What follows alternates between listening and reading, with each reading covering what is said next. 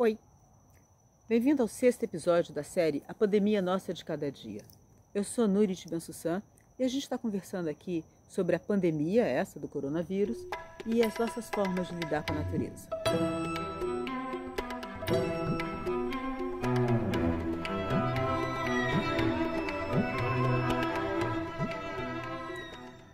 Não, realmente não.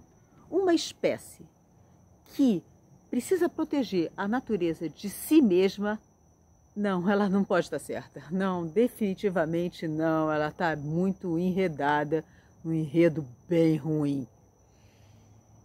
É só pensar nessa pandemia, por exemplo. Ela não é uma casualidade, ela não é um azar. Ela é consequência da forma com a qual a gente lida com a natureza. E a gente lida mal com a natureza.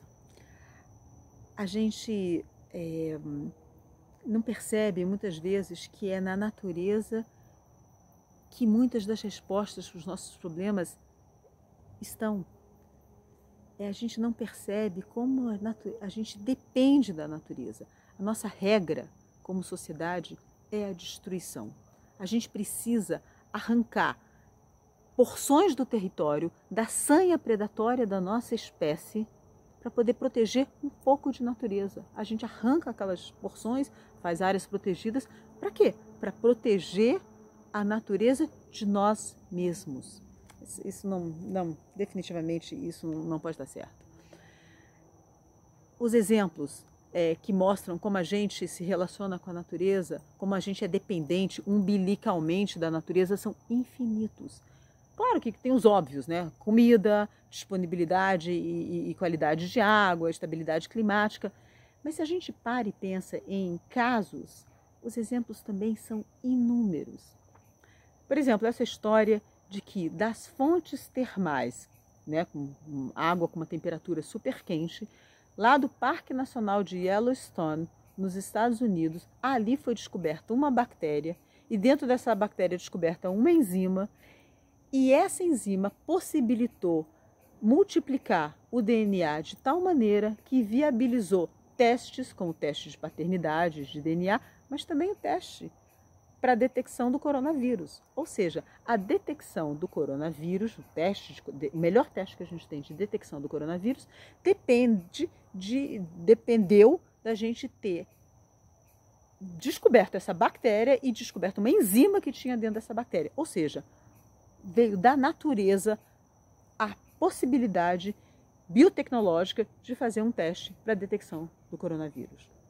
Mas os exemplos são muitos outros. Pensa na aspirina. A aspirina é um dos medicamentos mais usados na humanidade. A aspirina era basicamente casca de salgueiro, dessa planta, o chorão, o salgueiro. Morfina, tão fundamental para doenças que têm dores extremas. O que é a morfina?